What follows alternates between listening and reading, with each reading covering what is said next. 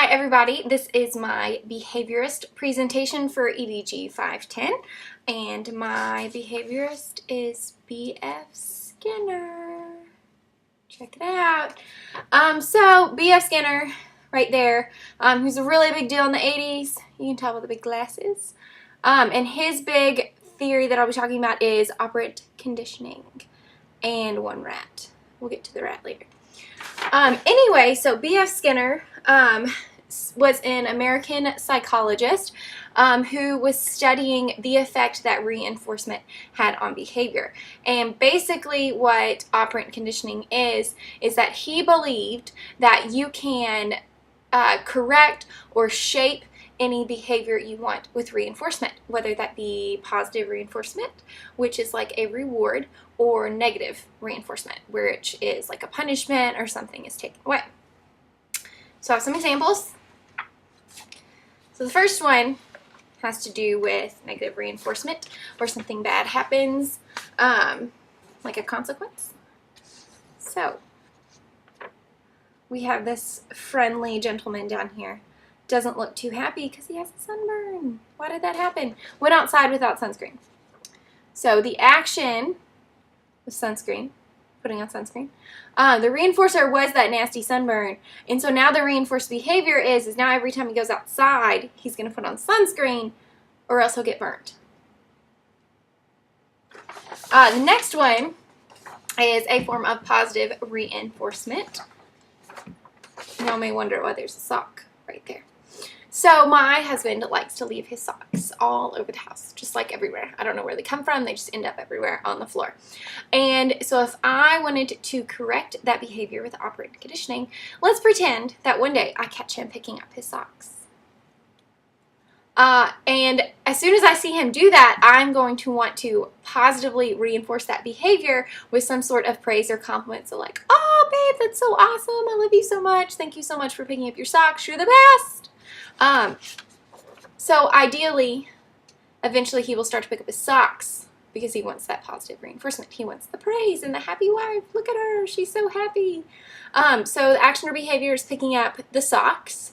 The reinforcer is the praise. I love how you picked up your socks. And the reinforced behavior is no socks on the floor. Sock-free home. Yay, I wish. So those are my two examples. So you may wonder how this translates to the classroom environment. So B.F. Skinner believed that you could also do behavior modification in students. So basically how I would integrate that in my classroom is that you can use reinforcements like candy or rewards like extra recess, things like that. You'll hear a lot of those, especially in elementary school, with the treats. Harrison gets a little treat crazy, and the kids love it. So if they do something, like if they're on task or if they've been on green for a certain number of days, they'll be rewarded with something from a treasure box.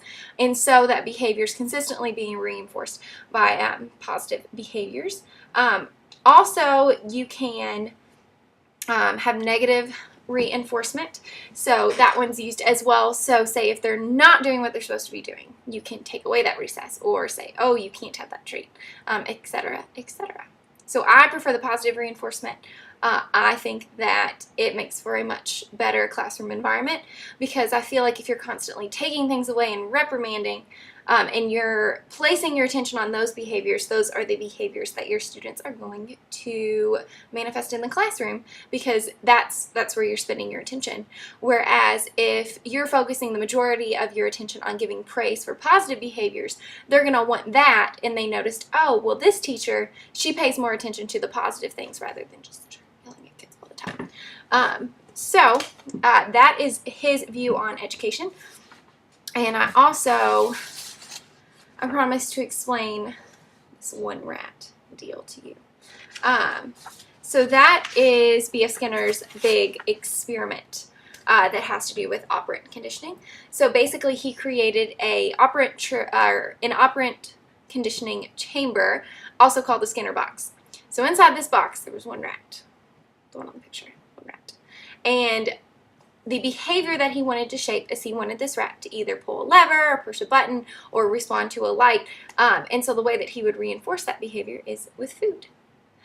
So if the rat did what he was supposed to be doing, he would get food. So eventually the behavior was reinforced, and the rat would do it on his own because he associated it with that positive reinforcement. So you have your action, which is pushing the lever or the button. Then you have your reinforcer, which is the food, and your reinforced behavior is you push the lever. Yay! So it's a really big deal.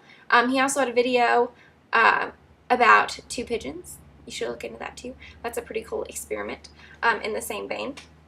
But Skinner is a name that you've probably heard before, so a lot of this might just kind of be a review for most of you. But if you have any questions about this, you can send them to me or post it below, or if you have any comments. But to wrap this up, I mentioned in my bio that I'm a little bit of a nerd. Little bit, and there's a show called The Big Bang Theory where actually one of the characters tries to use some of Skinner's approaches to shape the behavior of one of the characters, Penny. So I'm going to wrap it up with that. So basically what you'll see is Penny, the girl, whenever she exhibits some sort of desired behavior, Sheldon will reinforce it with a piece of chocolate, much to the distaste of her boyfriend. So I will get to that. Thank you for watching. That's operant conditioning, and like I said before, if you're going to use this in your classroom as a form of classroom management, positive reinforcement is best. Use that praise, have a positive environment, don't have an angry environment. And that's it. Thanks for watching.